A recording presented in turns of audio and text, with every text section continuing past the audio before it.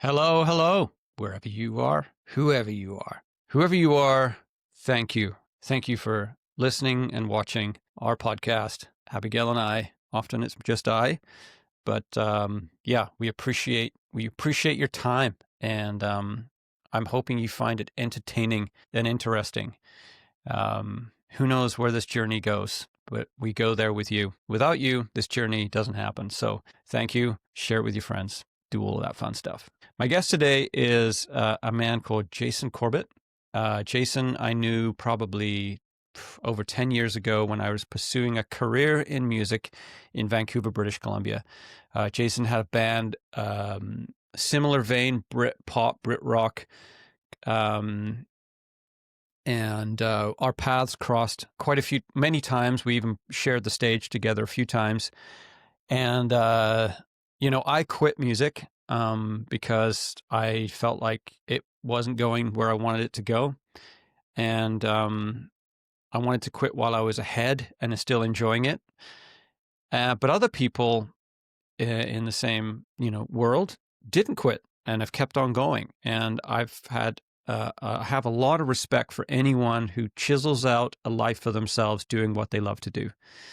There's a few people that I know in my life that have done that, and Jason Corbett is one of them.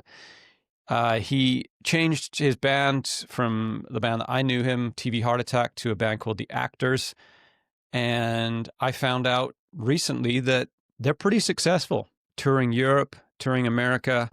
That's success, and making a living doing music, which, no side hustle for Jason. He's recording some other artists, but mostly making a living doing music, and kudos to him. And so my conversation today is with Jason. Wanted to learn more about his journey, what it's been like. I probably have a bit of FOMO. I do miss being on stage and expressing myself in that way. It was a beautiful time in my life. I want to apologize for the technical problems. Again, we had technical problems. I think Jason had low internet speed where he was at, so there was the vocals were not syncing up. So you'll notice about 2 or 3 minutes into the conversation, you can just see my handsome face, but you don't see Jason talking. It'll just be an image. So apologize for that. But if you're listening audio only, you won't notice any different. So I hope you find this conversation interesting. Let's get into it.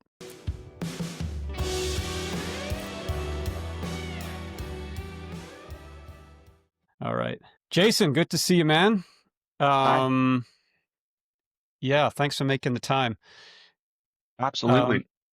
It's funny. So I was driving to Nelson with my family. I'm just going to turn my phone off here. And I was stopped off in Kelowna and stayed with Brendan from Run the Red Light. Oh, okay. Remember him? Yeah, of course. Yeah. And so we were talking about the old days, as we often do, music, and then he mentioned your band, Actors, and I'd heard of I've heard that you were doing that, and we were listening to the music on Spotify, and it sounded awesome. And he was just saying how you guys have kind of leapfrog the iron wall, and kind of, some success had come to you guys. And I thought, I'm just so appreciative and respect anyone who's managed to chisel out a living doing what they love to do. Right. And it seems like you've been able to do that. Yeah.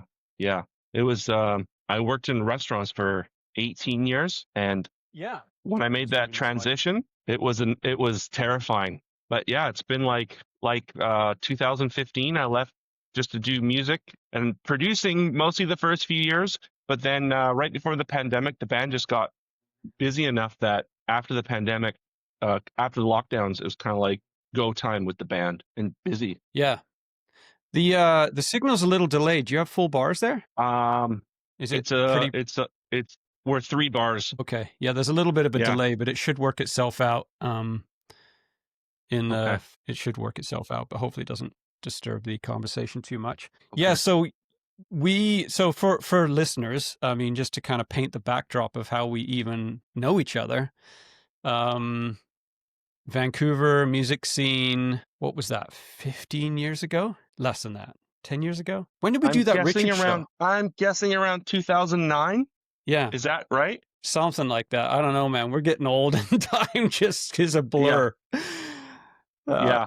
Yeah, it flies by. and so, yeah. And so I was in Whitfield, you were TV Heart Attack, Mhm. and we were all like grinding it out in Yeah. Vancouver, trying to Yeah.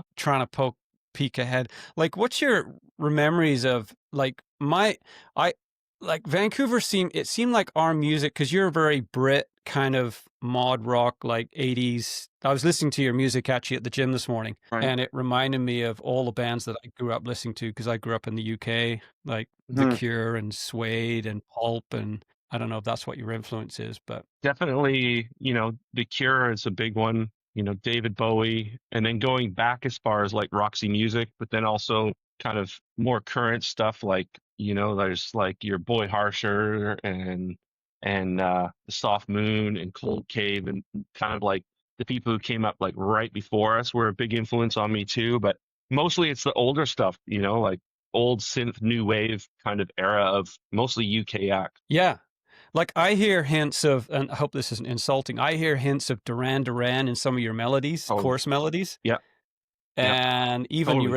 even Eurythmics. Yeah. Um, It's just what I grew up with. After, so 2009, 2010, when you say we were grinding it out, that's exactly how I felt. And I was just like, I have had enough of this. And mhm. I'm tired of like trying to get a record deal and like get ahead and get on the radio or whatever. So I just started writing and recording and producing my own music for the first time, like not going into a studio with a producer, and just the music that came out naturally without trying to like chase anything was more with what Actors was doing. And it just kept, one single and then two singles. And then the next year, there was a couple more singles. It just started to grow very naturally. And it really found an audience, um, uh, just very organically. Yeah. Yeah. So you folded up TV Heart Attack just because you were pursuing a new sound? Not even TV Heart Attack. It just ran its course. It's like I was like, oh, Yeah. I don't like the dynamic of the band, and everyone in the band was kind of on a different page, and it was more. It wasn't to pursue Actors. It was just to gear down, and kind of like get away from that energy. And Actors kind of happened just kind of naturally out of that. And it Yeah. wasn't full steam ahead. It Yeah. was just like, oh, I was almost not going to play music live anymore. I was like, I'll just produce bands and like write a write a single here or there, Isn't that so weird? It's like when you hold less tightly to something, Hmm. the flourishing happens. It's like when you're not looking for a relationship, you find you find a mate. It's like when you stop looking. Like Yeah. I remember Little Star. That's my company, but with Whitfield, I could smell on the horizon. Like I'd seen a lot in the music scene of just bitter musicians. And I could, who were just still grinding it out and really angry at the industry. And I Yeah. just kind of felt my own journey anyway was like, I don't want to become that. And it's kind Hmm. of like a sports person getting out when they're hitting a good pace before they start the slow like decline. And Right. I remember we released our second album, and we had the record deal that fell through.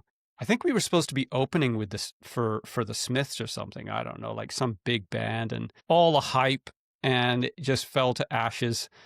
And I was like, I got to make some money. I can't, Yeah. like, all my creative energy was going into my band. Like every thought was a lyric or a melody or a song. Hmm. And it was a great time, but I was like, I don't want to be another 5 years from now in the same spot, just frustrated that we're not getting the traction. And it felt like the Vancouver music scene, we were almost ahead. Like the Fox just wanted this generic hardcore music, it felt like. And I remember them listening to one of our demos, and I think one guy said, "Oh, you sound like a girl." I was like, dude, have you heard Thank Radiohead? you. Have you heard anyone that sings with falsetto? It was just like, you're not like, Yeah. and Yeah. And then we kind of like, I remember the change in our band. And every time we go on stage, instead of like, hey, Josh, don't forget that bass part. Sam, don't speed up at this point, and all this tension. The last year, we were just like, before we went on stage, we were like, let's have a blast, because this might be the last time we ever play. And Right. the shows went way better. We got way more, like, we got noticed more. And it's kind of funny because we just stopped holding it so tight Yeah. and being so intense. Like, we were so Yeah. intense. I think we all were. I remember you guys were Yeah. retrograde and Run the Red Light. Yeah. Yeah. I totally agree. Um, it's like people say with actors, like, oh, what do you do if you've had a bad show? Or we don't have bad shows. Like, there's been like a show here or there where there's technical difficulties. But in terms of like the emotional resonance of the show, for me as an artist, for me as a performer, and for the band, like, we just, we've played, I don't know, maybe since 2018, I'm guessing, since 2018, I'm guessing about 400 shows, and Wow. they're all fun. They're just fun. Yeah. And like, we have a blast, and we connect with our fans, and the audience keeps growing. And I'm a really firm believer, like, I think when you're relaxed and happy and in the moment, you're closer to your truth, and people are connected. People connect and are drawn to that truth. And Mhm. even if you're not aware of it as in the audience, I think just intrinsically, like, people connect to that subliminally. Yeah. Even if there's one band member Yeah. who I doesn't remember. fit in the band, like, people can pick up on it. Yeah, I remember going to, like, I wouldn't go to a whole lot of indie bands in Vancouver back in those days, and I get criticized for it a little bit. And it wasn't because I was like, oh, their music doesn't appeal to me. It was like I just saw a lack of authenticity on stage Hmm. often. Hmm. I'm not saying across the board, but people trying to be something that's just, I'm doing this because I want fame, or I'm doing this because I want girls. And it's amazing how it comes across to the audience. Like, if, Right. a friend of mine, actually Sam, our old drummer, he went to the P&E the other day and watched Counting Crows. And he said it was terrible because you could just see that they weren't into it. They were actually Oh no. kind of begrudging the fact that they had fallen to this, like, I'm doing Right. the fairground I'm a fairground attraction now. Good Right. name for a band. Um, and you could, and it translated. And I think the audience kind Mm, of checks out when they don't see that authenticity. right. Because they very easily could have just showed up and like killed it, and people would have been on board. Yeah. Uh, Yeah, it's like you get into yeah, you think there's like, I don't know, 1,000, 2,000 people come to watch us. Like, that's amazing. Some people Yeah. never get to experience that in their whole life. You know? We were on tour in Western, kind of like down the coast, US this past year, and we played our biggest headlining show in Los Angeles. Sold a whole bunch of merch, packed, sold out show. And then the very next night, we played to the smallest show we'd played to in years. Like, there's like 15 people there. And we're just like, wow, this is so weird and so humbling.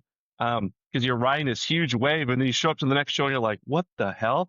But we just Yeah. enjoyed it, played our hearts out. And then, like, there was a promoter that was there. There was another one of our like long-term fans that was there who like recommended us for this or for that. It's like, you don't know who's there, and you're playing for who's there. And the amount of people who are at the show or where you're playing, like, that's going to vary. You're going to have your ups and downs, like, I've seen a lot of downs, Yeah. and you know, but Yeah. yeah, you have to enjoy yourself. Yeah, I think that comes, I don't know if you agree with me, but I think it comes with age, right? Because, like, I've got 4 children, and I always say I'm a better dad the second time. I got remarried. I was probably with my now wife when I knew you, Tara. Right. And Yeah. because she was saying to us, what was that restaurant that Jason used to work at down in, what was that restaurant called? Kitchen 3. Yeah, is that still around? No. That was No. such a rad spot. Yeah. It was Like, a if I could party. go back in time and have, like, sit there and then, like, in the moment, like, if I could turn back the clock, I would wished I had just cherished those moments. Like, there's the lead singer of TV Heart Attack is waiting on our table. And like, there's another guy from another band. And I remember seeing, what's his name from, who's that hip hop artist would often be there? Crab in the Oh, Bucket. Chaos would be there. Yeah. Jared, who went on to start Letterkenny, the TV series, he was there working. What? Yeah. It was wild. Like, I met so many, like, I served Rod Stewart, Queens of the Stone Age, Trail of Dead, Jack White, No way. Robert Plant. Yeah, it was wild. In that little Yeah. room in the back, right, with the curtain, there's kind of private Yeah. room there. So, sort of Sometimes private. they'd come in there, and like sometimes they would just show up on a slow night, and you'd be like, "Wow, Jack White's here with the dead weather," you know? Like, it's pretty cool. Yeah, it was really neat. Yeah, my memories of like before, was the intensity and the angst that we had, or I had, to try and break through this iron curtain of like success in music. Kind of took some of the fun out of it. And I think the older you get, you like, with when I was saying about my kids, it's like, now I know how fast kids grow up. And so when my son says, "Hey Dad, let's go mountain biking, let's go fishing," in the past I might have said to, like, "Oh, I'm too busy doing what I'm doing." Now it's like, drop the whatever you're doing. And and so what I wouldn't give right now to go back and be on, like, I've had lots of highs in my life, but I don't think there's been anything better than standing on stage to a full crowd with really great sound. Like, the monitors sound amazing. Everyone's on. You can't buy that kind of magic. Like, that feeling makes my hair stand on end just talking about it. Yeah. Yeah. Like, yeah, there was a time where I didn't think I was ever going to see New York, or like, we've had sold out shows in New York, LA, Chicago, London, England, Amazing. Berlin, Germany. Like, we go all over the world, like, not all over the world, but Europe, UK, the US, Mexico City. And we just, like, we're able to headline these shows, and like, we have fans everywhere. And if you told me that when I was at Section 3, there was no way I could even fathom that. Like, I didn't think I would ever, even as a visitor, see New York, because my world was so much smaller, Yeah. And then after that, after you go out and you start touring more, I was like, oh, Vancouver, Canada. Oh, it's such an afterthought. I'm like, we'll play Toronto, Montreal, we'll do Calgary, Edmonton, but it's not like our main focus, like how like TV Heart Attack was. Yeah. When I was 28 years old and we had a manager shopping us, the labels in Canada were like, well, the problem is, Jason, you're too old. You're 28 years old. By the time you have a record out and a couple of videos and you do a tour, you're going to be in your mid 30s. Fuck. Think if I just gave up then, it's like, I would have missed the best parts of my life. Yeah. That was a horrible pressure, the age, because I was older than the rest of my band. And I remember constantly trying to downplay my age, almost like try and magically, not bring it up in conversation. And it was like, ugh. I remember when I hung up my Spurs and we called it quits on the band, and I felt this sense of like release. Like, I just felt like, oh, that was a heavy load, trying to, I mean, I've heard, secondhand that, big bands, they say Vancouver's one of the toughest crowds to play to. Like, it's a very, like, impress me. Like, I remember playing Calgary and to a bunch of strangers, and you'd say, "Hey, why don't you guys come closer to the stage on a Wednesday night?" And they'd all come closer to the stage. And they'd be dancing around to music they'd never heard before. Whereas in Vancouver, if you say that, you'd get crickets. It was just like folded arms. You're not going to make me, unless you blow my socks off, I am not coming a step closer. I mean, there were some magic shows. I remember the Buffalo Club was one of my favorites. There's energy in that place. Remember that? I do remember that place. Yeah, I think we played there once, twice maybe. It's funny, we played a show there with Headley. Oh yeah, that must have been packed. It was right before they got signed, and then I thought, wow, that singer is such a creep, and now he's in jail for, was it sexual assault or something like that? So I guess my intuition was right. We did a renovation. Guy, so. Yeah, we did a renovation on the street that he lived on. He had this really nice Land Rover. And the neighbor, the person that we were doing the reno for, because I'm in construction, Mm. He was like, "Yeah, he brings a different girl home every night," you know? Oh Um, boy. so and he actually so there's an interesting story. So he played in Kamloops back before he got caught. And one of my Right. good friends in Kamloops' daughter, who was underage, went to the show. It was at the university, and she got Yeah. in because she's a beautiful girl. And she never came home that night. And so my friend, I won't mention her name, but Oh she was no. like, "What the heck's going on? What the heck's going on?" Well, the lead singer had coaxed her into the tour bus, had given her like a date rape drug, and Really? my friend found her daughter in like Saskatchewan. She took a flight out to Saskatchewan. Wow. She went into the hotel. She beat the door down, and Oh and my God. and she and her daughter was like all zoned out on the bed. Jeez. And the lead singer of A Headley, I can't remember his nightmare. name. Yeah, he was in tears. He was like, "Please don't report me. Please don't report me." And then, like, fast forward, like two years later or something, he got arrested. But yeah, I remember that. It was like, holy shit. And that was before he was found out. Wow. That that story took a dark turn. I was like kind of chuckling because I was like, "Oh, you know, she's out partying and ends up in, I was thinking back to me like being 15 and like ending up in a different city in the country, but that's so dark and it's such a shame that people use that leverage with as an artist and as an entertainer to for such devious behavior. I feel so off. I can't imagine being a parent in that situation. Yeah. Well, there's a power, right? There's a power that comes from, I mean, a magic power. Being a lead singer of a Right. band on stage is like this mystical thing. I mean, you could be, yeah, I miss that. Yeah, so do I. It kind of I feel like the partying atmosphere of being a musician, I don't really partake in anything or for me it's about just like connecting to the audience in a, I guess it's a more wholesome way. I hate to Yeah. use the word wholesome because the music is dark and there is danger in it, but it's uh, I've always wanted that kind of connection to the listener. Mhm. So, Mhm. so I felt like I had a home, you know, from Yeah. being a young kid listening to music to Mhm. transitioning into writing and playing.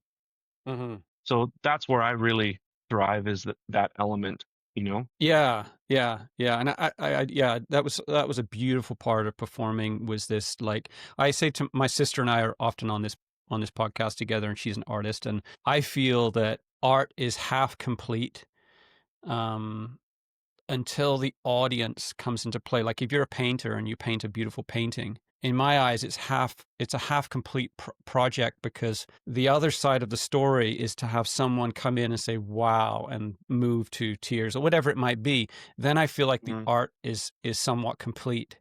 And Mm-hmm. performing, like writing music is almost like is two-dimensional in a way, like recording it. But when you perform it live, it's like all of a sudden the flower comes out, right? Like it's like watering the seed. And there's Mm-hmm. this other half that happens where you connect, like this chemical connection that happens between you and the audience. Mm-hmm. Yeah, it's like magic. I Um, think, I can't I imagine what think, it's, yeah. I think that's why we see like Vince Neil from Motley Crue or Axl Rose from Guns N' Roses. I don't think that their motives to be performing like past their prime is is purely financial. Like I'm sure those guys are all loaded. I think they really can't let go of the performing part of it because I know like out of all I've been playing shows, so many shows and touring so much, and we're playing in Everett just outside of Seattle tomorrow, and it feels like in some strange way it feels like I've never played a show before. I always have this feeling like it's always new, it's always exciting, and to think like, oh, there's an expiry date on that. Like 10 years from now, 15 years from now, like, am I even going to be able to do that? Because I've been playing since I played my first show, I was 15. And all these years later, it still feels like there's an element of it that feels so new every time. Learning to walk again. Yeah, it's a beautiful thing, but it's scary too. Like, cause you don't want to see it go, you know? Yeah, yeah. I mean, But I it's your think for mindset some too, right? sports athletes, it's like your mindset. Yeah, Yeah, just like you're saying, with your experience in Vancouver, that was a healthy thing for you to step away from, like you said, because you felt like this weight was off your shoulders. And in a similar way, that happened with me with TB heart attack. It's like, let's just put that to rest. And then you get this weight off your shoulders. And, you were fortunate enough, you know, to been able to transition into something that was going to be successful for you and have a beautiful family. And I kind of, I missed out on the family. Like I won't, I don't have kids. I don't Mm, have a wife. So these are yeah. these things. It's like, I wonder 10, 15, 20 years from now, am I going to be like, ooh, like, wow, I really dropped the ball. Like I have no grandchildren. I have no children. It's like the Why music, was that a decision that you made, or is it just happened like that? I mean, obviously you have to meet the right partner, but if you right. have you chosen a music career over the other? I just felt like I was just trusting in the process of whatever was happening. And Mm, didn't try and force anything in any one way. And what I realized as I got older was maybe I'm too selfish to have had children because I didn't want to let go of music. And I mm, felt that if I did have children, I wouldn't play music because it's not, you at the end of the day, you don't know when the next big paycheck's coming or what's going to happen. There's so many ups and downs about it that I would have opted for something else. So it just kind of happened this way. And right now things feel comfortable. So, you know, but the yeah, thing I mean, is the age. yeah, I mean, you talk to any parent. I mean, when I had Whitfield and I knew you, I had two kids. Um, Right. and some of the guys that I knew closely, like the guys from Run the Red, who we're still close friends with, couldn't believe that I was doing what I was doing and keeping up with two children at home. I mean, I remember Yeah. rehearsing in our basement, and they would go to sleep there was zero insulation between the floors, and they would go to sleep with us, just cranking. And Yeah. I managed to do it, but looking back though, I think most artists are somewhat selfish and a little bit narcissistic because Hmm. I just think that's a trait. And what kids do is that they just come in like a storm into the middle of all of that, and you have a choice as a parent. You can either shelve your children, which a lot of people do. They're like, Hmm. I'm doing what I'm doing, you come second. Or if you want to be a decent father, mother, parent, um yeah, you have a decision to make, and what the first thing that hits you when you have a child is my time's not my own anymore. Like it hits on the selfishness button really hard. Like I can't sleep in, I can't just go and do such and such, I can't. No, you have to serve that child until it's like 16 or 17 years old. Yeah. Yeah. And it's a beautiful thing, and it's like a beautiful payoff, and now I'm, wouldn't want anything different, you know? Yeah. But I went through some pretty tough struggles when I was pursuing music. Like I remember my son, like trying to write a song. You know how writing a song is like this? It's like riding a bike on a precipice. And if you do one foot wrong or one loose move, you kind of lose that inspiration that's just coming into focus. Oh, it's gone. Yeah. And I remember my little boy coming down the stairs because he couldn't sleep in his diaper and walking into the middle. And it was like Mark Wilde was Yeah. there. And I remember being really frustrated. I'm like, Raven, yeah! And Yeah. looking back, I shouldn't have done that. But there was a struggle happening with me. It was like this, you know, it was a tough line to walk. Uh, Yeah. you know, Absolutely. because what I should have done is just said, "Hey, shut it down, guys. I'm going to go put my son back. I'll be down in half an hour." But Yeah. I would be lying if I didn't say that was, a bit of a struggle. Yeah. But yeah, I mean, I, hats off to you for doing what you're doing. But I guess time will tell whether there's any regret there. Yeah. Like so far, I don't miss having kids, but when I see my dad getting older and my mom getting older and stuff, but like that was, my parents split when I was one. I'm an only child. I don't feel really Mm. close with any of my relatives anymore. And, I grew up mostly without my dad. I only saw him, a week every year, 2 weeks every year for the Wow. most part. So, Hmm. but my mom was very selfless and did everything for me. So in that way, I was really lucky. Um, Hmm. and she's still that way, So, I didn't have an idyllic childhood in that respect. So maybe that kind of instinct, that family instinct, maybe escaped me Wasn't somehow. there? I don't know. Yeah, I mean, I think I remember Tara, my wife, when I met her, I had 2 children, a lot of Hmm. baggage, and she was like, "Yeah, I don't need kids," because I wasn't wanting any more kids, and she's Right. like, "I don't need kids, like, your 2 are fine, and, I'm good." Mm. And that didn't last long. Right. And she was not the kind of person that would go and, yeah, like a baby come into the room, she's, "Oh, can I hold the baby?" And you see that often with people who have never been a parent before. It's not something that's activated. And then she got pregnant and had a child, and it was like this switch kind of went on. And I think that in all of us, there's like this maternal parent activation that you don't have to activate. Like you can live your whole life with it never being switched on. But there's something I think that happens naturally in in human beings, that when that switch is flicked, is all of a sudden you're like, whoa, what is this coming up in me? You know? And yeah, I don't think you don't know. If you've never had it, then you're not missing anything. You know? Right. It's like Yeah. you've got a community and a family probably with your musicians and friends, and A lot of there's always a a lot cross, of right? There's a always, lot of acquaintances. yeah. But yeah, Yeah. my band is my family right now. Yeah. Which you have a synth player, bass player, you're the guitar and drums, right? Yeah, Adam. Yeah, Adam's on drums, Kendall's bass, Shannon's keys, and then the girls also sing. Yeah. And Yeah. again, like if we weren't so close and like each other's company so much, it wouldn't work. We wouldn't be touring. And we don't drink, we don't party. It's very much, it's a job. But it's a job that we really love. Like we get to see all, like, man, we've like played so many different countries, and it's just been wild, and it's exciting. Yeah, I'd say.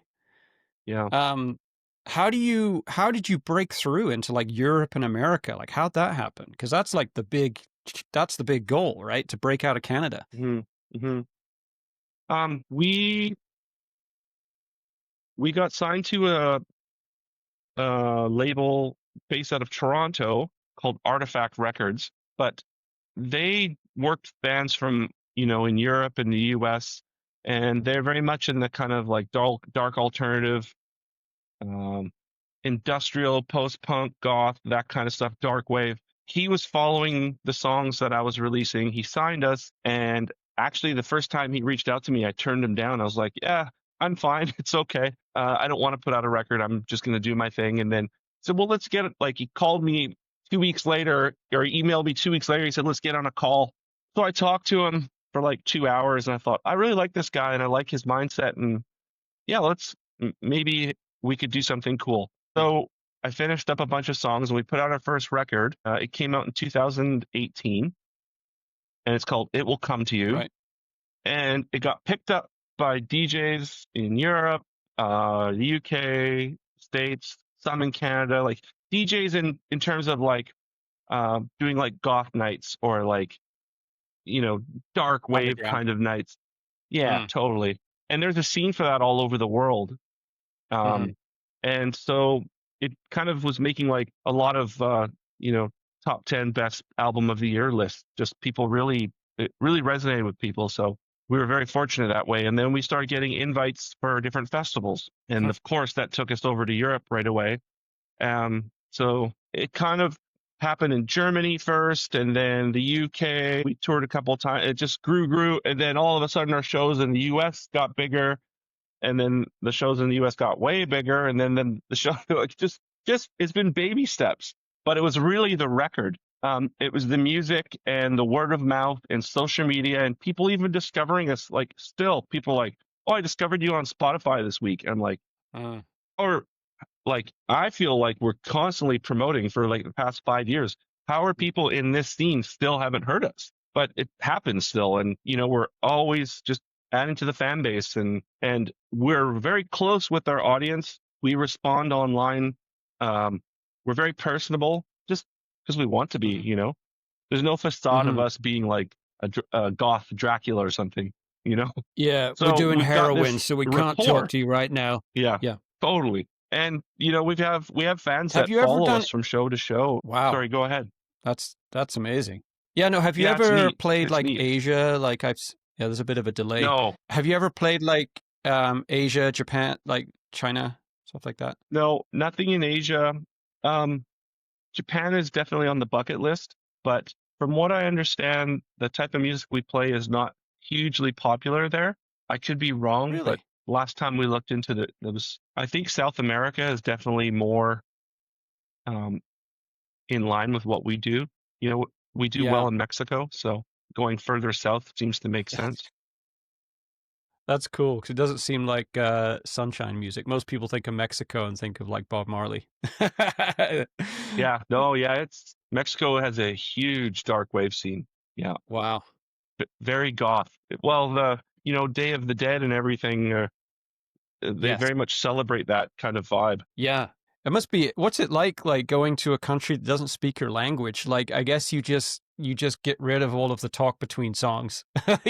Yeah, honestly, I haven't noticed. Like, No. there's enough people that speak enough English, Right. that it, it's amazing how similar or how small of like a global village everything is. Like, no matter where we go, like Yeah. we went to Bucharest, and I thought, oh, this is gonna be wild. And it's like, oh, it's kind of the same. Like, there's the Mhm. heritage areas of every city, but then you go up the street this way, and there's an H&M and a McDonald's and a Subway and so you can always feel a little bit like you're not too far from home, or you can really enjoy the heritage of the cities and do more kind of regional things. Yeah. I went down the rabbit hole with it, and it's not the type of music I would normally listen to. And I'm trying to remember the band. It was like this heavy metal band out of Germany. And he's old now. I think he's in his 60s. But it was Mhm. all industrial. You probably know them as like it's like massive, massive stage performance. And he would wear all these Hmm. crazy costumes and like lots of pyrotechnics to the point where the lead singer actually got his license to be a pyro because I think there was a fire that happened. They would like fly, um, like massive fireworks across the audience through into the stage. Right. And I think there was a That big sounds like accident. Ramstein. Ramstein. Yeah. So Yeah. I went I was just like, it was like, I couldn't get my eyes off it. I'm like looking at this, and then all of a sudden my algorithm is pumping Reinstein, and it's not the kind of music I would naturally listen to at all.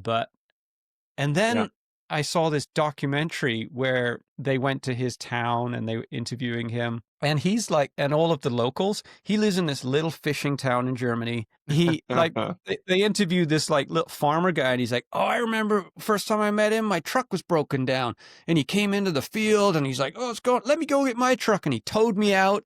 And this guy is like, you know, huge. Yeah, So on he's a stage, you massive would star. just massive star.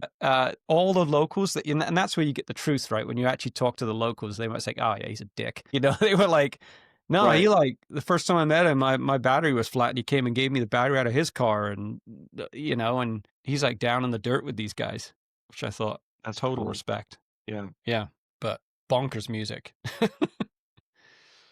What would you call that? Like industrial metal? Yeah. I would say that's a good description. Industrial metal. Yeah, Yeah, yeah. they're very. I saw them play in Vancouver. They were wildly entertaining. Great show. Okay, yeah, like all of these like props, right? Like crazy props. Oh yeah, Yeah, crazy pyrotechnics. Yeah, yeah. I could Yeah, so feel he like actually I was like halfway up, and you could feel the heat from the flames. It was pretty incredible show. Yeah, I think the lead singer had to get his license in pyrotechnics, so he's like a legit licensed to be able to Yeah, handle these fucking bombs that they have on stage. yeah, Yeah, I think that's how Michael Jackson lost his hair, isn't it? They were doing a Pepsi commercial, and one of those flame things came up, yeah. caught his He hair on caught on fire. fire. Poor guy. Yeah. So are you making a living touring, or do you have to supplement record? It's just like a mixture of recording and touring, Um, or your music, I should the say. la The last couple of years it's been primarily actors. I do mastering and mixing for other artists because it's something that I can do on the side to kind of um, just keep things interesting, you know. But Mhm. it, in terms of actors, yeah, I could just do actors, but I like to still be involved with other artists. But definitely, I don't produce artists as much as I used to, just because there's only so many months in the year. So I definitely have kind of stepped away from that a bit more. I still will, but it's going to just be on projects that timing wise really line up. And but yeah, basically, like right now, I'm just working on finishing the next record, and like after we're off our talk today, I've got some tweaks for a mix that I'm doing for an artist from Austin, Texas. I'm going to be doing a remix for someone, so it's all actors related, pretty much. You know, like people will send me something to mix or master because of my work with actors, and I just do it in my studio. But yeah, like as far as like I've been making a living off of just doing music since 2015 or 16 now. Like so almost 10 years. Yeah, that's amazing. Yeah, I've got a few people in my life that have pulled that off. Um, and Yeah, pull full it off. respect. That's the that sounds about right. It's like you kind of, it ebbs and flows. There's I always tell people multiple revenue streams, right?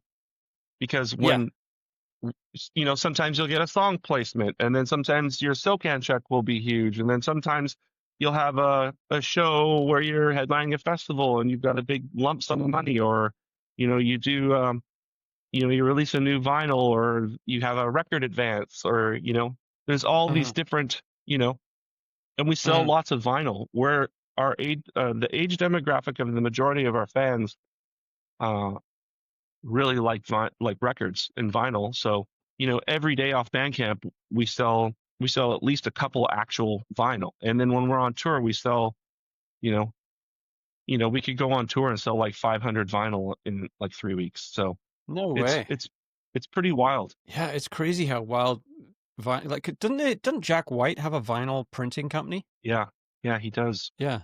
And there's a guy in Vancouver who I don't know if you ever knew of Billy Bones who had Sparrow guitars. Oh yeah, I He I don't know him personally. Yeah, because he bought like he was making guitars. I played one of his guitars. I still have it on my wall. And then he folded that and bought all of these old record pressing machines.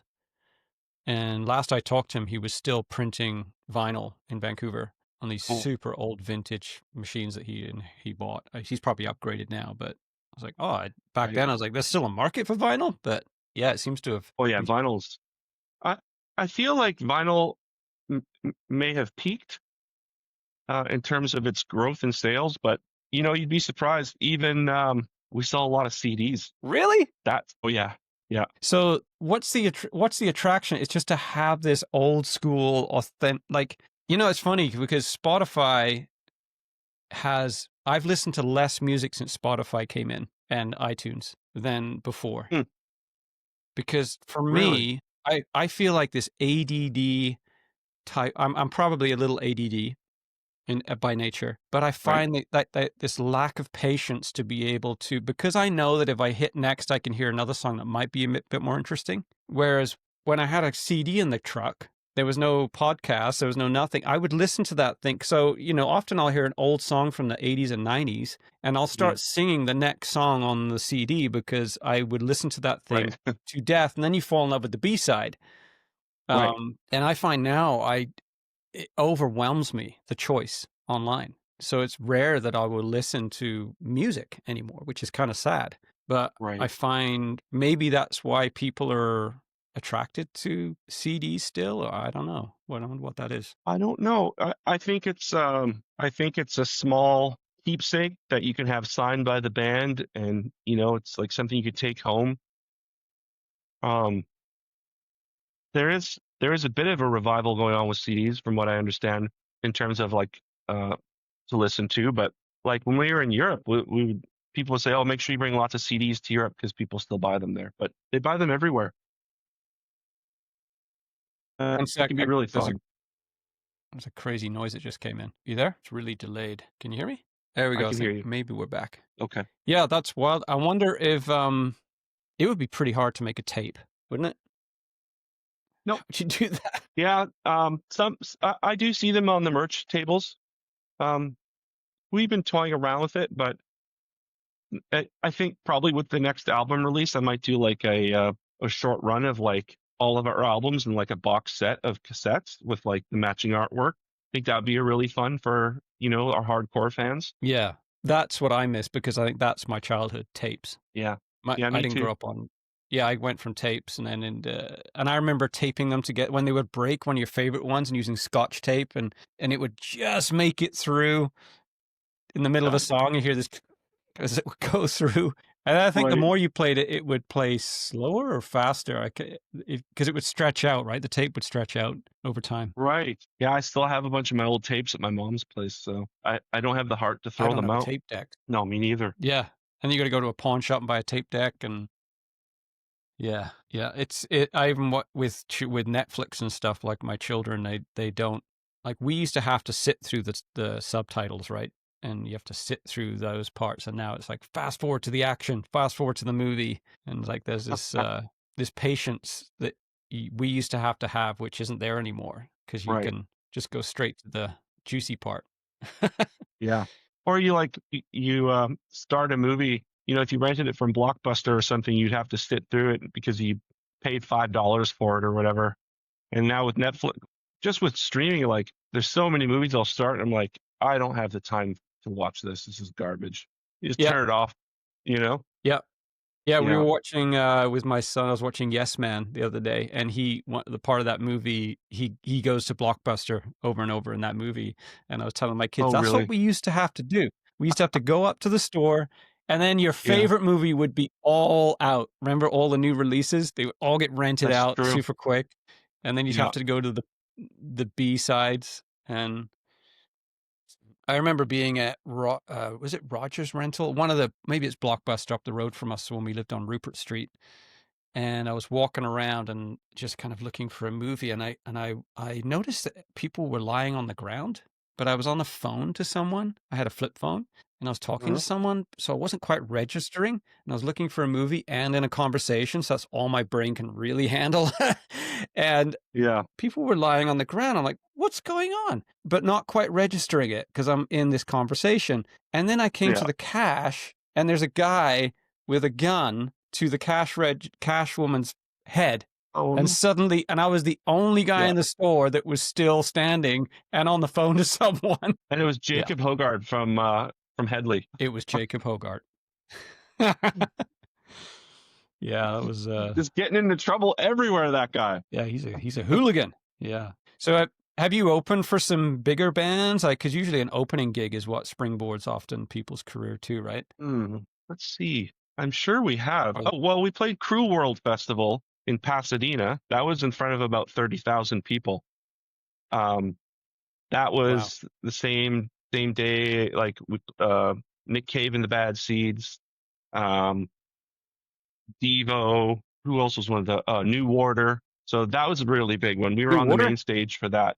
Yeah, Wow. yeah, it was crazy. That was a really, really great experience. So that's the biggest crowd we played in front of now. Yeah. I think the biggest show we did was Commodore opening up for that Brit rock band Athlete. And Yeah, I didn't understand this kind of because Commodore is like a union, right? Like the sound guys are all union. yeah, And they wouldn't let me touch my gear. I was like, I want to yeah, plug in my pedal board, and we do that. And I yeah, was like, what the hell? I'm used to doing yeah, everything.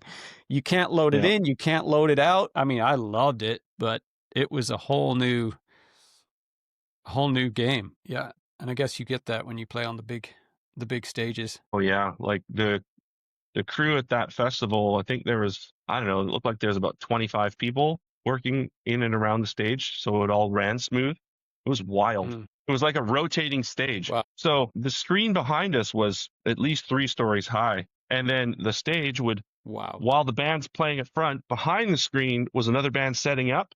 And then as soon as that band was done, it would go, and then the next band would start. this band would break down and just, it was wild. Yeah.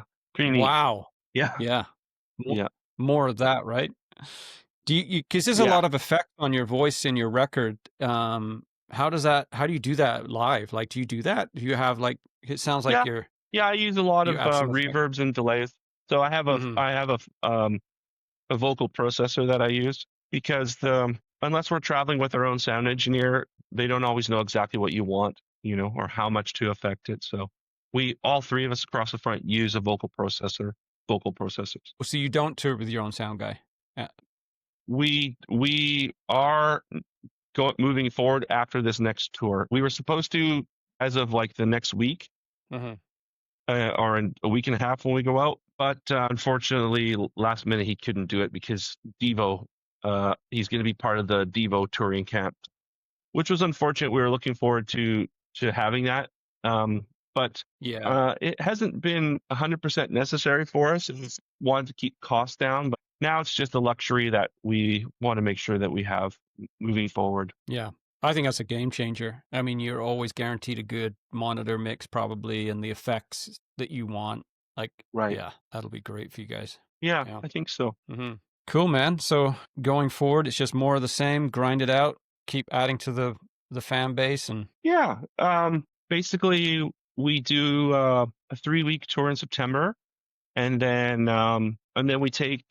we're gonna take almost a year off of touring, so we can roll out all the videos and the singles for the next record. And then 2026 September, we are touring Europe and the UK. That's almost fully booked. And headlining. then yeah, Cool. and then we're going to be returning to some festivals. There's, I think, 2 festivals in Europe we're doing on that trip. And then we get home from that, and then we go back down to the States. And then basically late 2026 to through 2027, we'll probably be booking somewhere around 200 shows for that album cycle. And yeah, just things just keep moving forward. It's amazing that Yeah, you can plan like I barely plan a month out. Like you've got 2 years of projection. yeah, yeah, Um and such a privilege to be able to because I remember touring, from Vancouver to say Toronto or Winnipeg, and you'd play maybe because Canada is so massive with so few good venues in between. Like, you go to yeah, Winnipeg, it's like 3 days of driving, 4 days of driving with maybe 4 or 5 decent venues. And you yeah. come back and do your final show in Vancouver, and you were so tight after playing 5 live shows in a row. But man, playing however many you guys are playing, you guys must feel so locked in on stage. Well, we play to a click, Yep. and That's we yeah. know we know the songs inside and out. So there's no deviation really. Like we don't like we play the parts as they were written pretty much. And so after a couple of rehearsals, we're pretty locked in. Um, and then really, it's just having a good time and like we were talking about earlier, being present and serving the song and just trying to do it justice and being sober. Um, Being sober is a back in the big TB one. Heart Attack days, I was drinking without it, right? It's the game changer. Yeah. Any of the pro bands that we see, like they're not wasted. Like the pro bands No. are pro. They show up with their game face, you know. And You can't do yeah. no, you can't do it. Yeah, I mean, good luck doing that over and over and over. I mean, there's certain bands that could do it, maybe, like Rolling Stones but yeah, it's not sustainable. No, no. I remember seeing You know, yeah, carry on. no. I was just gonna say like some bands drink and stuff, but like yeah, getting like partying hard. That's like you say, to sustain that. I couldn't do it, and I think really being sober was the whole key that unlocked the world to me in terms of music. Really? I would have none of this if I was drinking still. No way. So would you say that Guaranteed. you had a drinking problem? Like you were like are you like stone cold straight edge sober now, or do you dabble Yeah. in Oh, okay. Been 12 years since I've had a drink. So just the whole lifestyle of being a musician, working in a restaurant where the partying lifestyle was very much a part of that world. I was like a binge Yeah. drinker, so I didn't have to drink every day, but 2 or 3 times a week I would, you know, drink Go hard. enough that I would be hungover. And life's too short to spend 2 days of the week being so hungover you don't want to do anything. And Yeah. what that did was it kept me from achieving my goals as a songwriter, as a musician, as a performer. All these shows I was playing, I was borderline like feeling like the audience was my enemy. Like why don't they like this song? In my head, like naked. And then getting sober for about a year, the shows I felt like, what am I doing? I don't even enjoy this. And then something happened where it just started to make sense. And then now playing shows sober, it's like it's euphoric. Things like the time slows down. Like you're playing, like you Mm, make eye contact with it. Like it's mm. you really share it with the rest of the band. It's awesome. I highly recommend it. I recommend it. Yeah, you get Yeah. clarity, right? Like I've never been a heavy partier. I just don't have that addictive nature to me. Like if I go to a party, I might have a little puff of a joint just to if it's around, like one, and Right. I feel loosened up and I'll have a great time and I don't need to touch it for the rest of the night. Like, Right. I can have a couple drinks. I feel like the buzz coming on a little bit and I'll just drink water. Yeah. And I've always done, even when I Yeah. was in the band, it never, like being obliterated just didn't appeal to me because I'm a bit of a control. I like to be in control. And I think part of it is like being a parent too. You know that you have to be responsible. Like even when my Sure. spouse might be tying one off, I'm like, oh, I got to be in control because what if shit goes bad? But yeah, that I remember that that euphoric feeling that you talked about. Like, I remember that show at Richards that you and I and Run the Red played, and I written this song on my second album because my dad had passed away. That album, Mhm. like my first album was about me coming out of like a cultic religious back experience. That whole album Right. was basically my therapy. Most Right. people thought I was singing about love and a human love relationship, but it wasn't about that. Um, Yeah. and then my second album was about me going through a divorce, all of the trauma that went on with that, and then losing my father. And Mhm. I remember singing this song called Talk to Me, which was about my dad. And I so connect because you can sing, you can go through the motions, but I just completely absorbed myself in that song. And I Yeah. felt like I was levitating. I don't know if you've ever felt Yeah. like I turned around to Sam. I was like, whoa. Opened my eyes and we're in the middle of the song and it was like a musical part. And I'm like, I feel like I'm floating off the floor. And Yeah. it was just simply because I had just like, it's like meditation, right? I had Yeah. dropped Exactly. in but beneath the noise and then felt Yeah. this spiritual thing that was happening, which, yeah, you tap into that and it's like, then you want to find that again, that stream. Yeah. Yeah. Yeah. I know exactly what you're talking about. Huh. Yeah. Yeah. I remember. I'll never forget that. Cool, man. Well, one thing I like to ask folks when we're winding things up is if there was one word that is you, like, what is that word? Silly. Hot, I'm silly? silly. Yeah. You're silly.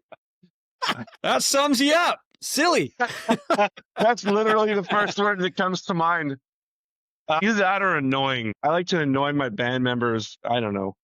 I think with the music that we play, like it could be like we could be dark and brooding. And I remember I changed schools a few times growing up.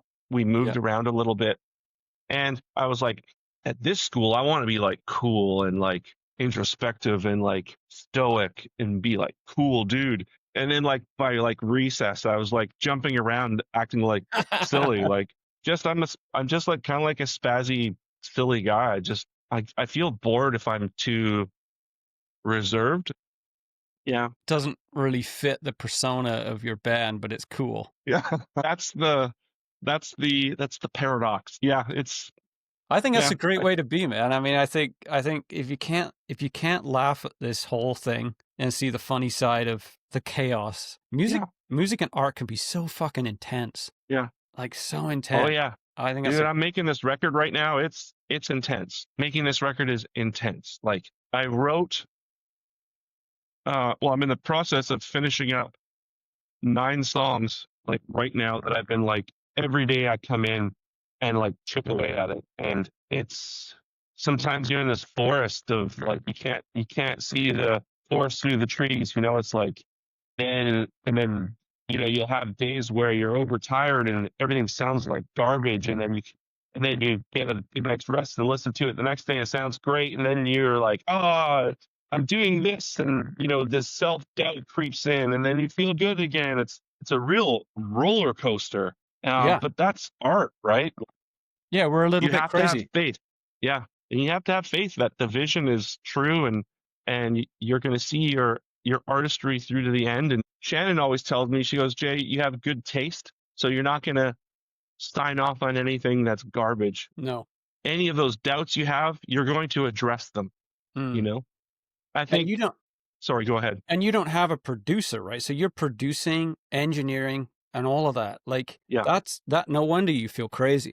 Because I remember when we did both of our records with Gabe down in Seattle, and well, he's in Nashville, Tennessee now. But Right. he was like the fifth member of our band, because Oh, sure. I was like, I brought it this far. I Yeah. can't take it. I mean, I don't have the technical savvy. And that guy was like, yeah, without him, our records would have sucked. I You know, totally get it. I remember Like, one, yeah, carry on. I was going to say, like, as a producer, I love working with artists, but I end up putting so much of my heart into it because I want to exceed their expectations and help them get their album. I want them to help. I want to help them realize their artistic vision till its fullest potential. That carries a lot of weight Hmm. too as a producer. Hmm. So, Yeah. I- I've learned a lot from producing other artists as well as producing myself. Right. But Yeah. what were you going to say about Gabe? Well, Gabe, he showed up in, like, our band when we moved to Vancouver was pretty shite. We had some, like, I was able to write a melody, and I had tons of, I could draw, like, writing lyrics for me is super easy. Like, I remember Mm, I talked to Toby from Retrograde, Run the Red Light, and that was the hardest part in their band, was writing. Like, they would just get together and just play music, like, because they were mm, incredible musicians. We were just like super subpar. Like, we can't play anyone's song except our own, but those right. guys could rip off it. They're amazing musicians, but they would just jam and jam and jam and find a riff and then jam it to death. And then the hard part for them was like, now we have to write like this melody and lyric. Mm, Whereas for me, that comes, I feel like because I've had such a colorful life and some really tough things that I'm able to access that really easily. right. You have something to say. I have something to say, and yeah, I'm able to it doesn't come too hard for me to access kind of those those pools of, you know. And we went down to, I had known Gabe from the church days, actually, because he's one of the biggest producers in Christian music and made an incredible living, because there's a lot Mm, of money in that scene, right? right. So he's producing all the big Christian bands, and very, very successful. And so I'd met him in that scene and was blown away by his band. They were just fucking amazing. They were like Pink Floyd, Christian Pink Floyd, in a way. What were they called? Well, his band was called, it's a pretty cheesy name, but they're called the Rock and Roll Worship Circus. And their music was Beatles meets Pink Floyd. What? And they came and played in our little church in Kamloops. And Gabe, there was four people in the room, and they'd driven up from Seattle or Portland. I was one of those four, and they played their balls off. And it was so loud, and it was just this little underground thing that I used to run. And I couldn't believe it. And I just the way they were really like glam rock in the way they dressed, and that just pushed me into exploring. Like, there was something in that just spoke to me. And I was like, I Right. feel like so square. I want whatever that is. And I just started like dressing really weird. And it wasn't like I was trying to copy them, but there was this call for me, like, to get outside of this box I was in. And so I started Yeah. experimenting with even fashion. Like, if you're used to wearing one thing and you wear something completely opposite, you feel like everyone's looking at you down the street, but they're not. They don't give a shit. Right. But it's like Yeah. uncomfortable. Yeah. And so I started doing that, and then I got into songwriting and blah, blah, blah. And then fast forward to us moving to Vancouver, we wanted to make a record. I interviewed all these producers in Vancouver, and they all were just like, "Yeah, there's some good songs there. Let's just play record. Let's hit record." Uh, I'm like, "That's not. I want to be pushed." And so I Mhm. sent Gabe our demo, and he goes, "Write, write 10 more songs." That's all he said in the nicest way. I'm like, "You're Yeah. kidding me? I don't have 10 more songs in me." And Yeah. and he made me dig, man. And then we went and recorded with him. We played in a garage for 2 weeks. Mark Wild, you probably know Mark. Um, he's like a The studio name sounds musician. familiar. Um, he was like a hired hand guitar player, incredibly good musician. So Yeah. we played, and they took our songs and molded them into something that I was like, I don't even recognize this song anymore. And I remember driving back from that recording month, it was a month, and we were really quiet in the van driving home. And we had pictured our Mhm. band sounding like this, and this guy had then made us sound like this. And Right. we felt like, what have we done? We sold ourselves out. And it wasn't until we Right. started like learning to play those songs and then played them live and saw how people, and then we all of a sudden started to understand what he saw in us, but he was able to have the Right. foresight and ruthlessly chop our songs to pieces. Um, and then he would say, "You always say these certain words in your lyrics, like say ocean or sky," or and he goes, "I want you to write that whole verse, and you cannot." And he gave me this list this long, is you can't use any of these words. Right. I want you to find a different way to say what you want to say using Right. none of those words that you normally go to. Yeah. Um, so an incredible experience. Um, Yeah. but and then I remember we got our record demos and we played them for friends and they just couldn't believe it. They were like, "What? What? Was that you? Yeah. Like, you were the guy that played at the Roxy?" It was like, "Yeah. What's that?" You know? Yeah. Yeah. So, yeah, producers got a big role. Yeah. Yeah. Yeah. It really, like, who you work with can really, really, really affect, for better or for worse, the sound of your music, right? Mhm. Do you normally, like, write your songs and present it to the band, or do you have like, you're the strongest kind of influence in where those songs go? Yeah. Yeah, I kind of get the songs up and running, and then I'll get everyone to kind of come in and do their parts, and yeah, and kind of inject some of their personality into it, and then I mix it and master it and send it off to the label.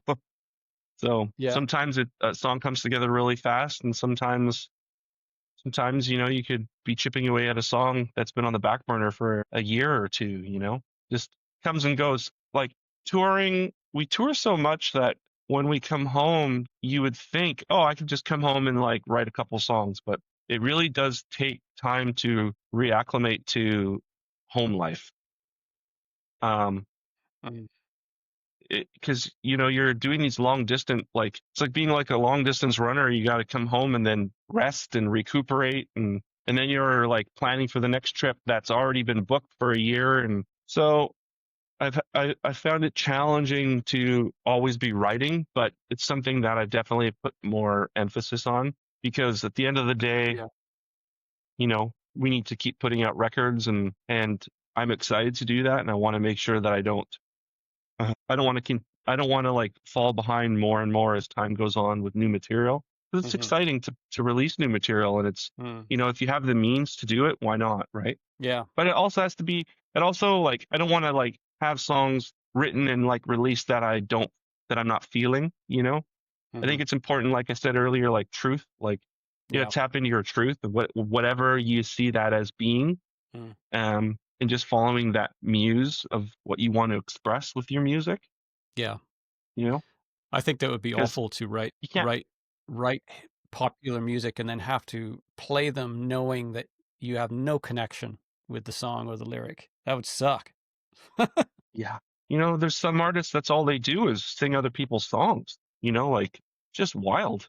I but their artistry lies somewhere else. Like their interpretation of a song and their expression, and Mm. um that's contributing in other ways. So Yeah, some good people are point. just entertainers. Mhm. But yeah, for me, it's for me, actors is a very, very deep artistic expression for me. Mhm. And and Yeah. so I like to keep it. You can play around with lyrics and play around with themes, but I like, but it's real to me. Like there's always the element of the self autobiographical lyric in it, and Hmm. then you can take it in whatever direction, but it's usually starts with that. Hmm. And so fantastic that you now have an audience that feel, even though you don't know them personally, it's like this responsibility to deliver, because yeah, it's this two-way thing that's happening. The Right? dance is complete, right? And you feel like you probably feel this like desire to Yeah. connect deeper and deeper with your fan base. Yeah, you don't want to let people down and just kind of like call it in, you know. So I think that's why this album, it's taken me, I thought I was going to have an album finished and released last year. We released 3 singles last year, but I want to take time and really explore the themes of that I wanted to write about, and sonically, how did I want the record to sound, and you know Mm, each record, enough time passes by that it sounds different just by the nature of the time that's passed, but there's still elements that mm, kind of draw it all together. So yeah, it's mhm, sometimes you can get a little too heady about it, but um, whatever the case is, we're really fortunate to have an audience that cares enough, to listen to us. So I feel very mhm. fortunate. Yeah. Well, Jason, I wish you all the best. Like, yeah, and Thanks. so much respect for you to, that keep on, you've kept on going and Yeah. chiseled out Thank you. a life in music. And I genuinely enjoy the music. Oh, It's what thank I you. grew up on, that sound. Yeah. It's funny. My kids listen to music that I have on my playlist. Like, Dad, it's so depressing, so dark, your music. And I'm like, it makes me feel good. It doesn't make me Yeah. feel depressed, but No. Yeah. it's like a frequency, right? It's like this You have to melancholy. you have to dance with the darkness, otherwise it just swallows you, you know? Yeah, it doesn't make me feel sad at all. It's like I just love that No. melancholy. Yeah, something about it. So, man, thanks for giving Yeah. me your time. I'm hoping it's all comes out sound wise because it was really choppy. Yeah, Um, no worries. and I look forward to hearing this new record. And yeah, maybe we'll bump into you one day. I'm heading to Vancouver actually in about an hour. I live on the island now. Nice. Okay. Where on the island? Yeah. Courtney. Whereabouts? Oh, Courtney. Okay. Yeah. Yeah. We bought Very a cool. 5-acre farm here. I still run my business in Vancouver, Little Star Renovations. Yep. So I'm going back to take care of some of that. Sam, my old drummer, he still works for me. Um, Nice. yeah. So Very yeah, cool. still connected to Vancouver, but I love it here in the country. I'm a country boy. Yeah. Nice. I'm Yeah. envious. Yeah, it's pretty fun. Goats and chickens and all kinds of projects. Nice. Very cool. Very cool. Yeah. Okay, man. Yeah. Keep in touch and let me know when this is up, and I'll gladly be sharing. Awesome. All right, brother. Okay. All the best. Thank you. Thanks, Cheers. man. Okay. Bye. Bye.